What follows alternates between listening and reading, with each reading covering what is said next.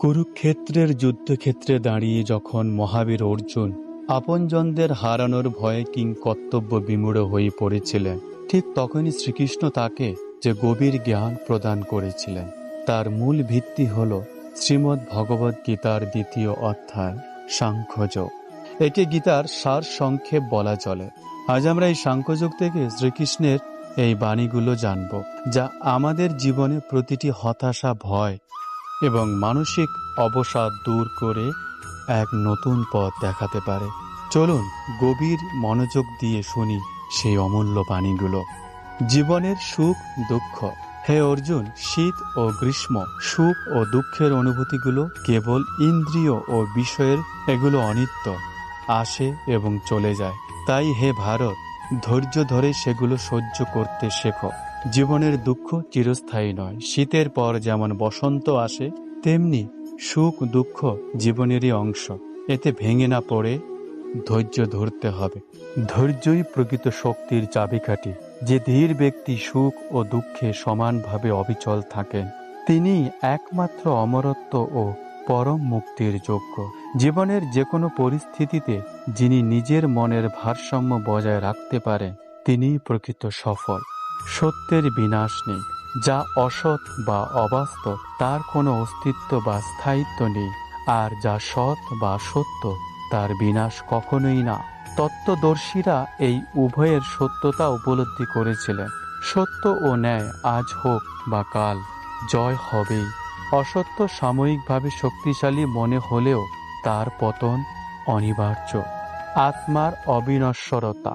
যিনি এই আত্মাকে অবিনশ্বর, নিত্য, অজ ও অব্যয় বলে জানেন, হে অর্জুন, তিনি কিভাবে কাউকে হত্যা করবেন বা কারো মৃত্যুর কারণ হবেন?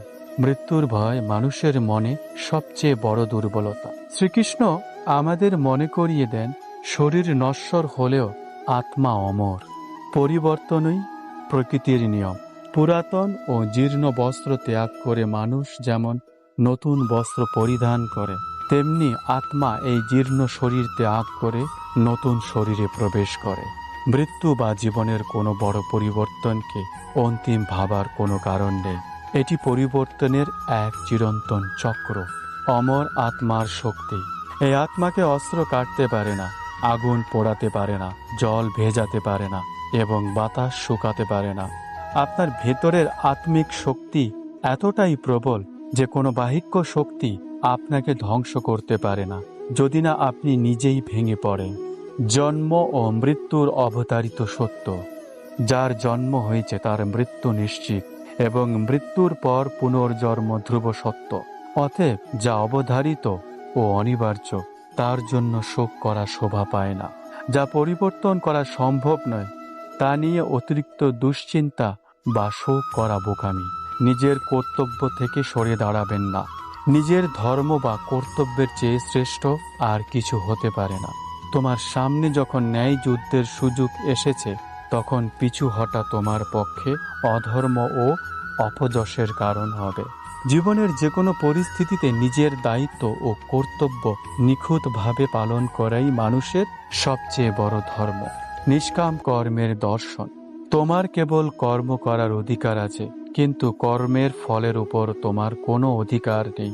কখনো নিজেকে তোমার কর্মের ফলের কারণ বলে মনে করো না। ফল কি হবে তা নিয়ে অতিরিক্ত চিন্তা করলে বর্তমানের কর্মই খারাপ হয়।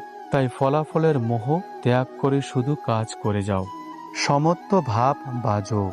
সমস্ত আসক্তি ও ফলের আকাঙ্ক্ষা ত্যাগ করে সিদ্ধি ও অসিদ্ধিতে সমবুদ্ধি রেখে যোগে অধিষ্ঠিত হয়ে নিজের কর্তব্য কর্ম সম্পাদন করো। জয় বা পরাজয়, লাভ বা ক্ষতি, উভয় অবস্থাতেই মনকে শান্ত রাখা এবং অবিচলভাবে কাজ চালিয়ে যাওয়ার নামই হলো যোগ। বন্ধুরা, শ্রীকৃষ্ণের এই বাণীগুলো শুধু প্রাচীন কোনো গ্রন্থের শ্লোক নয়, এগুলো বর্তমান যুগের জটিল ও যান্ত্রিক জীবনে মানসিক শান্তি পাওয়ার অব্যর্থ ঔষধ। আপনারা আপনাদের জীবনে কোন বাণীটি সবচেয়ে বেশি অনুকরণ করতে চান তা কমেন্টে আমাদের জানান। ভিডিওটি ভালো লাগলে লাইক ও শেয়ার করুন এবং চ্যানেলটি সাবস্ক্রাইব করে আমাদের সাথেই থাকুন। ভালো থাকবেন, সুস্থ থাকবেন। জয় শ্রীকৃষ্ণ।